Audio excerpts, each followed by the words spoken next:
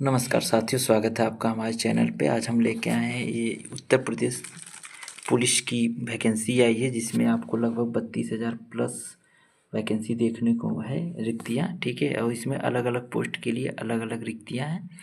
और इसमें उम्र को लेके बच्चों के अंदर थोड़ा सा आक्रोश आ रहा है।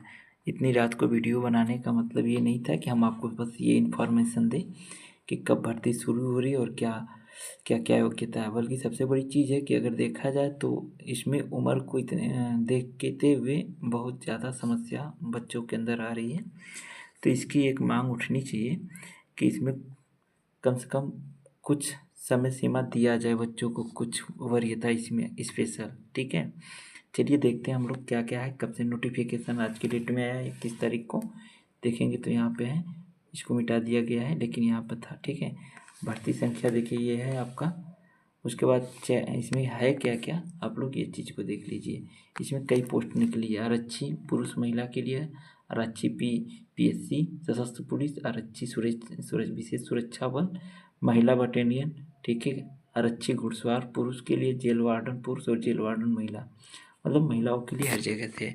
आप इसमें सब कुछ आप लोगों को पता है कि कितने पे इसकी वैकेंसी है, वेतनमान इसका। ठीक है, वेतनमान आप लोग देख ही रहे हैं कि 5200 से आपका लगभग 20,200 तक का है। ग्रेड पे 2000 पे है। ठीक है, अब यहाँ पे दे रखा है।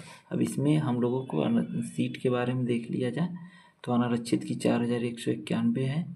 ठीक है, 4191। और EWS की लगभग 1046। उसके बाद OBC का आपका हो जाएगा 2826। और उसके बाद है अनुसूचित जाति का 2198। उसके बाद आपका जनजाति का 208 है लगभग। टोटल यहाँ पे आपको 10,469 पोस्ट देखने को मिलेगी, जिसमें पुरुष और महिला दोनों का आरक्षी के लिए जो मेन है वो है। उसके बाद अगर हम लोग देखें तो इसमें PSC के लिए ये, ठीक है, लगभग 15,000 सीटें जो हैं ये PSC के लिए हैं।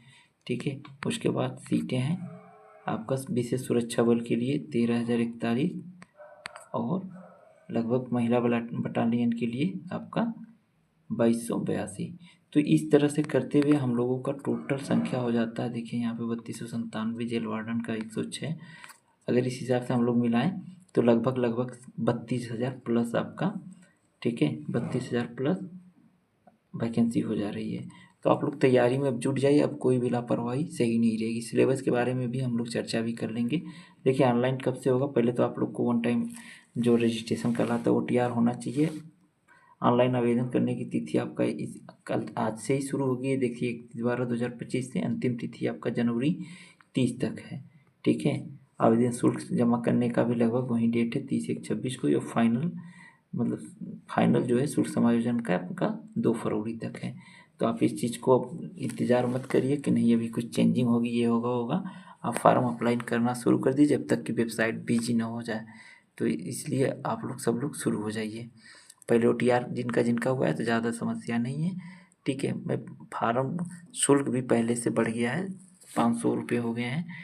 EWS और सामान्य का, अनुसूचित जाति और जनजाति का 400, और पिछड़ा वर्ग और सामान्य का आपका 500 रुपये हो गया। इसके बारे में तो हो गया। और नोटिफिकेशन भी आप लोग को पता होगा। शैक्षिक अर्हता में देख लीजिए। शैक्षिक अर्हता में देखिए सबसे बड़ी चीज़ है कि आपको 12वीं पास होना जरूरी है। ऐसा नहीं कि आप एरिंग में आप हैं तो भर सकते हैं, ऐसा कुछ नहीं है। या 12वीं से समकक्ष भी अगर कोई आपके पास अर्हता है, जैसे हाई स्कूल के बाद कुछ लोग पॉलिटेक्निक कर लेते हैं 2 साल वाली, तो वो भी यहाँ पे मान्य होने की संभावना रहती है। ठीक है, तो इस चीज़ का आप लोग ध्यान रखिए क्योंकि समकक्ष लगा रखा है। ठीक, और यहाँ पे भी वही दिख दिया कि आवेदन पत्र में प्रदर्शित शैक्षिक अर्हता की यथार्थता, शुद्धता और समकक्षता को सिद्ध करने के लिए अभिलेखीय साक्ष्य प्रस्तुत करने का दायित्व अभ्यर्थी का है। जैसे एफिडेविट या नोटिफिकेशन, अगर मान लीजिए अगर आप या, क्योंकि ये वाला शब्द अगर नहीं दिया होता ना समकक्ष वाला, ठीक है, तो आपके लिए दिक्कत होता, लेकिन समकक्ष में आपका सारी चीज़ें हो जाएगी। ठीक, और ये विशेष जो कुछ पद हैं उसके लिए दे रखा है कि नीट से या DOE-SCC से, मतलब वो स्तर आपको लेवल वो करना जरूरी है। या आपको छूट मिल जाएगी NCC में अगर भी प्रमाण पत्र है तो। और प्रादेशिक सेना में आप रहे हैं तो उसमें भी 2 साल का आपको छूट मिलेगा। ठीक है, यह केवल देखिए यहाँ नोट में करके रखा है कि यह एक से अधिक अधिमानी अर्हता रखने वाले अभ्यर्थी को केवल एक ही में लाभ प्राप्त होगा। ठीक, आयु को लेके सबसे ज़्यादा समस्या है, क्योंकि देखिए इसने बोल रखा है कि पुरुष अभ्यर्थियों ने दिनांक 1/7/2025 को 18 वर्ष की आयु पूरी कर ली हो। 7 महीने पहले की बता रखा है ये, इधर से तो ठीक है, लेकिन ये काउंट कर रहा है 2 जुलाई 2003 से। पहले ये 23 वर्ष तक के लिए था, लेकिन इस बार 22 वर्ष पे ही कर रखा है। 1 जुलाई 2007 के बाद का नहीं होना चाहिए।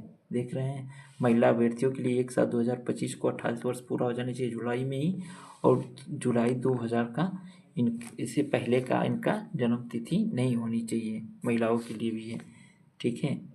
जन्म 2 जुलाई 2000 से पूर्व तथा मतलब इससे पहले रहेगा आपका, तो आप 18 ही नहीं रहा होगा, उसके बाद और 1 जुलाई 2007 के बाद का नहीं होना चाहिए। ये चीज़ दे रखा है 2007 से बीच में होना चाहिए। ठीक, इसमें छूट आप लोगों को मिलेगी, लेकिन अभी आप लोगों को इस पे और भी छूट की ज़रूरत है। कारण है कंपटीशन बढ़ जाएगा, थोड़ा सा छूट मिल जाएगा, लेकिन कई सालों से जो भर्तियां नहीं आ रही थी उसके मद्देनज़र ऐसा करना ज़रूरी है। देखिए यहाँ पर वही चीज़ बढ़िया से दे रखा है कि सामान्य वर्ग के लिए या EWS के लिए जो चीज़ें हैं वो आपका ध्यान से देखा जाए तो इस वाली कड़ी को कि आपका 2/7/2003 से शुरू और 1/7/2007 के बीच में होना चाहिए, और यहाँ महिला के लिए कि 2/7/2000 से 1/7/2007 तक। ठीक है, बाकी अनुसूचित जाति को तो छूट के साथ एक आपको देख ही रहे हैं कि 1998 से लेके 2007 के बीच में होना चाहिए। महिलाओं के लिए लगभग 95 से 2007 के बीच में होना चाहिए। तो सबसे बढ़िया समस्या यहाँ पे जनरल OBC के लिए है। तो समस्या क्या है, अगर छूट नहीं मिलती है तो कंपटीशन थोड़ा कम रहेगा, छूट मिल गई तो कंपटीशन बढ़ जाएगा। और बाकी देखिए हर कोई यूट्यूब पे आके आप लोगों को कहेगा ये कर देंगे वो, इसी तरह पेट में कामन कटाव के हर कोई शोर कर रहा था, अभी तक कुछ क्लियर नहीं हुआ है। तो आप किसी भी चीज़ में गलत फहमी में मत रहिएगा कि कैसे क्या होगा। देखिए यहाँ पे दे रखा है प्रश्न का स्तर और सिलेबस किस हिसाब से इसमें लिखित परीक्षा होगी। तो लिखित परीक्षा वस्तुनिष्ठ प्रश्न पत्र रखा गया है जो कि 300 अंकों का होगा, और समय अवधि जो है वो 2 घंटे की है।